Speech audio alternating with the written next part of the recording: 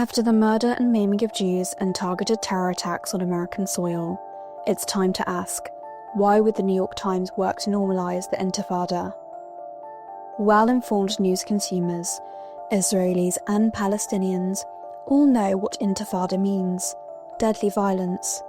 The Second Intifada, which began in 2000 and lasted years, included some 150 suicide bombings that overwhelmingly targeted Israeli civilians, from children eating pizza to elderly Holocaust survivors. About a decade later, there were smaller but still deadly waves of terror, which Palestinians referred to as the car-ramming Intifada and the stabbing Intifada. Among the perpetrators and their victims, there has never been doubt that Intifada means a campaign of terror.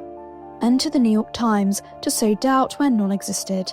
In its recent coverage of anti-Israel activism on campuses since Hamas's October 7th massacre, the paper has whitewashed the word Intifada by concealing that history of indiscriminate terror attacks.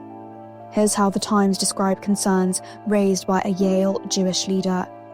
Yuri Cohen criticised the tent encampment, condemning calls for Intifada, an Arabic word generally translated as uprising. That general translation, not so helpfully provided by the Times, does nothing to help readers decide whether Cohen's concerns were reasonable.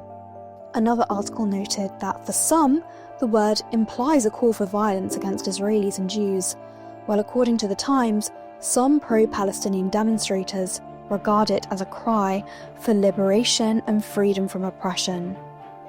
Is it just a difference in interpretation? Readers aren't given the information to judge. The Times could have explained what intifadas have always meant in practice.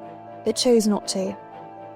It's not just many Jews, as the Times claims, who feel that calls for intifada are calls for violence. There's the Hamas cadre that told Reuters in 2023 that the Intifada is coming, linking it explicitly to armed struggle as the only solution. Or the Islamic Jihad spokesman who calls on Palestinians to mobilize for this war so that there will be an overall Intifada. Or Yasser Arafat, who before unleashing the terror campaign told his wife, "You have to leave Palestine because I want to start an Intifada." Today's demonstrators are just as clear. Within our lifetime, a leading group in New York City's anti-Israel protest movement explains globalize the Intifada as a call to resist by any means necessary, the same language with which it praised the October 7th massacre. The umbrella organization of anti-Israel student groups at the center of Columbia University's unrest also praises the October 7th attacks using the same language and insists that violence is the only path forward.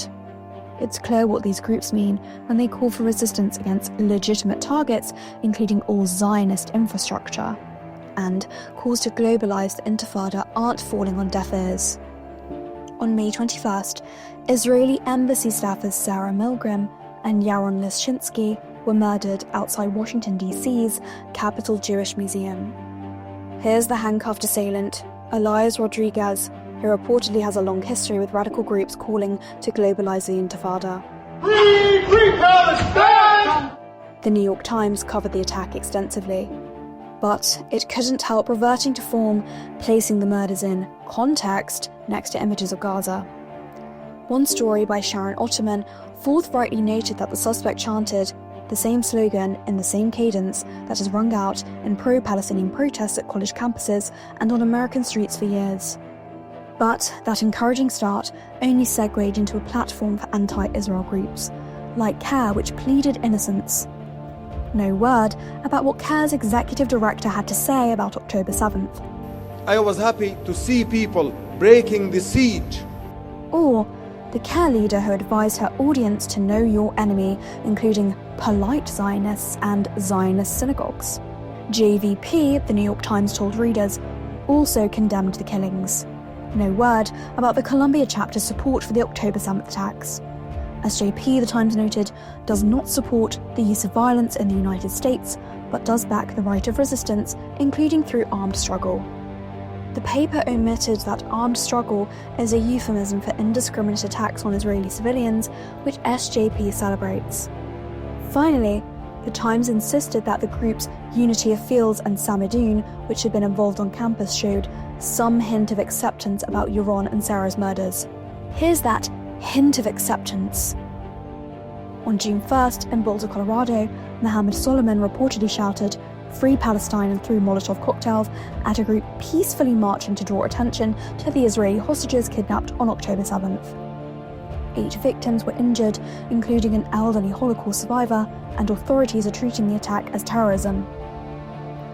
By now, it is abundantly clear exactly what globalizing the Intifada looks like. So, why is the New York Times working so hard to normalize it?